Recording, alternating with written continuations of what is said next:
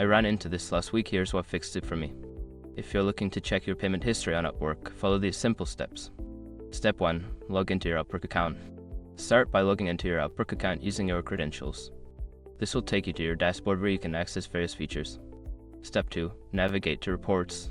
Once you are on your dashboard, look for the Reports tab in the main menu.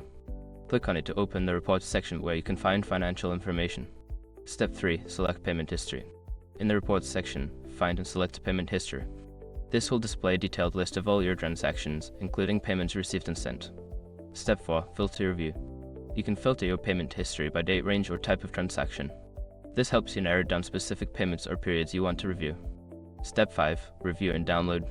Finally, review your payment history. If you need a copy, look for the download option to save your payment history as a PDF or CSV file for your records. I hope this helps you easily access your payment history on Upwork. If you have any questions, feel free to ask.